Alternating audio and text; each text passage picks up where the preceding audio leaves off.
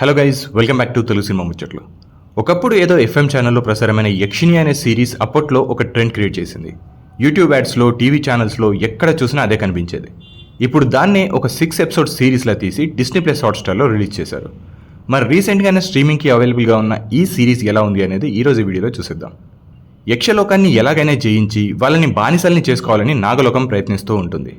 దానికోసమే మహాకాల్ యక్షిణి అయిన మాయని ప్రేమించినట్టు మోసం చేసి వాళ్ళ లోకానికి రహస్య మందిర ద్వారం కనిపెట్టాలని చూస్తూ ఉంటాడు. కానీ అది కుదరదు. అదే టైంలో మనిషి ప్రేమకి లొంగిపోయిందని మాయకి కూడా ఒక శాపం ఇస్తాడు కుబేరుడు. మళ్ళీ తను యక్షలోకంకి తిరిగి వెళ్లాలంటే ఒక 100 మంది బ్రహ్మచారుల్ని తన వశం చేసుకుని వాళ్ళని చంపాలని అండ్ ఆ 100వ వ్యక్తి శుద్ధ బ్రాహ్మణుడు అండ్ బ్రహ్మచారి అయి ఉండాలని కండిషన్ పెడతాడు. 99 మందిని చంపేసి ఆ 100వ వ్యక్తి కోసం చూస్తున్న మాయకి కృష్ణ కనిపిస్తాడు. ఆ తర్వాత కృష్ణ లైఫ్లోకి వెళ్ళిన మాయ ఏం చేసింది, మాయకి మహాకాల్ ఎలా అడ్డుపడ్డాడు, ఈ కథలో జ్వాలాముఖి పాత్ర ఏంటి, ఇవన్నీ తెలియాలంటే సిరీస్ని కంప్లీట్గా చూడాల్సిందే. ఇదంతా వినడానికి చాలా ఎగ్జైటింగ్గా అనిపిస్తుంది కదా. యక్షులు, శాపాలు, వశం చేసుకొని చంపడం, ఎస్, వినడానికి ఎంత ఎగ్జైటింగ్గా ఉన్నా దాన్ని ప్రజెంట్ చేసిన విధానం అంత ఎగ్జైట్మెంట్ అయితే ఇవ్వదు. మహాకాల్ శిష్యుడు అడిగే డౌట్స్కి తను చెప్పే స్టోరీస్ వింటున్నప్పుడు చాలా ఇంట్రెస్టింగ్గా అనిపిస్తాయి. ఆ కథనే విజువల్గా చూపించడం కొంచెం కాస్ట్లీ అయ్యేదేమో, కానీ తీసుంటే మాత్రం నెక్స్ట్ లెవెల్లో ఉండదేమో అనిపించింది. కానీ ఆ ఇంట్రెస్టింగ్ స్టోరీస్ని వదిలేసి మాయా కృష్ణ లవ్ స్టోరీ, వాళ్ళ మధ్యలో ఒక సాంగ్, రొమాన్స్, మాయా కృష్ణ వాళ్ళ ఇంట్లో వాళ్ళతో పడే పాటలు, ఇలా అవసరం లేని సీన్స్ ఎక్కువగా ప్రజెంట్ చేశారు ఈ సిరీస్లో. చాలా పొటెన్షియల్ ఉన్న ఈ స్టోరీని ఇలా అనవసరమైన సీన్స్తో ఇంట్రెస్ట్ లేకుండా చేసి అక్కడక్కడ మాత్రం మళ్ళీ ఆ ఫ్యాంటసీ పాయింట్స్ని ప్రజెంట్ చేస్తూ వెళ్ళారు. అలాగని సిరీస్ కంప్లీట్గా బాగలేదని చెప్పలేము. అక్కడక్కడ కొన్ని కామెడీ సీన్స్ అండ్ ఈ ఫ్యాంటసీ ఎలిమెంట్స్ బాగానే అనిపిస్తాయి. యక్షిణీలకు ఉన్న పవర్స్తో ఫైట్ చేసే సీన్స్ కొంచెం సిల్లీగా డిజైన్ చేసినట్టు ఉంది. అలాగే క్లైమాక్స్ కూడా చాలా సాదాసీదాగా ఎక్స్పెక్టెడ్గానే ఎండ్ చేశారు.